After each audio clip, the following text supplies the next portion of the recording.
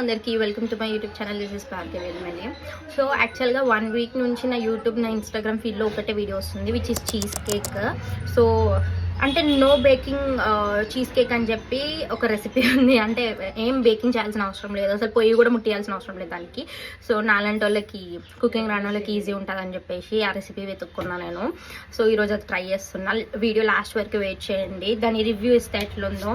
Because మీరు కూడా try చేసి అన్నీ వేస్ట్ చేసుకోవడం ఎందుకు, సో అందుకే ఈ వీడియో చూడండి లాస్ట్ వరకు. సో నేను ఫస్ట్ ఓన్లీ 4 బిస్కెట్స్ వేసుకుంటున్నాను. అంటే కొంచెం తక్కువ చేద్దాము, దాంతో మంచిగా వస్తాం, మళ్ళీ ఎక్కువ చేయొచ్చు అని చెప్పేసి ఓన్లీ 4 బిస్కెట్స్ వేసుకుంటున్నాను. దీన్ని ఇప్పుడు మిక్సీ చేయాలి. దీన్ని ఇప్పుడు గ్రైండ్ చేసుకున్నాం కదా, ఈ బౌల్లోకి వేస్తున్నాం. దీనికి ఇప్పుడు మనం బటర్ కరగట్టి వేసుకొని అంతా కలపాలన్నమాట. బేకింగ్ సమ్ అమూల్ బటర్ కిందికి అంతా వచ్చేయాలి, అంటే ఒక లేయర్ లెక్క. ఇప్పుడు నేను ఫ్రిడ్జ్లో పెడతాను. So I'm taking some heritage paneer, already cut చేసిన నేను. సో యాక్చువల్గా మనము ఏమంటారు, ఇంట్లో పాలల్లో ఏమంటారు నిమ్మకాయ వెనిగర్ అని వేసి పగలగొట్టి చేయొచ్చు దాన్ని. కానీ అంత పెంట పెట్టాలని లేదు నాకు, అందుకే నేను పన్నీర్ తెచ్చుకున్నా. సో దీన్ని కొంచెం తీసుకొని we have to grind this with fresh cream వేసుకోవాలి. ఇందులో నేను అందాలు వేసుకుంటున్నా, నాకు తెలియదు ఎంత వేయాలో.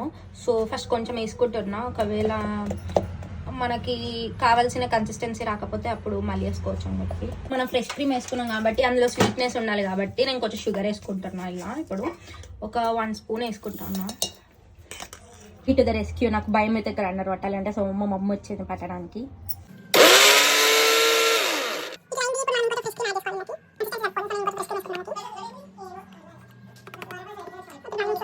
సో ఇది కన్సిస్టెన్సీ వచ్చేదాకా మనం గ్రైండర్ పట్టుకోవాలి, అంటే కొంచెం లిక్విడ్ టైప్ ఉండాలన్నమాట. నేను కొంచెం వాటర్ కూడా యాడ్ చేసుకున్నా, బికాజ్ పన్నీర్ ఇంకా ఫ్రెష్ క్రీమ్ కూడా కొంచెం కోల్డ్ ఉంది కదా, అంటే అంత లిక్విడ్ అవ్వట్లేదు, లైట్ వాటర్ వేసుకున్నా అంతే. ఇట్లా మొత్తం వేసేసుకున్న తర్వాత దీన్ని మంచిగా ఈవెన్గా వేసుకొని దీన్ని ఇప్పుడు ఫ్రిడ్జ్లో పెట్టాలి.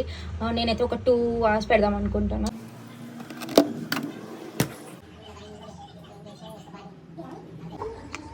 టేస్ట్ అయితే నాకు నచ్చింది.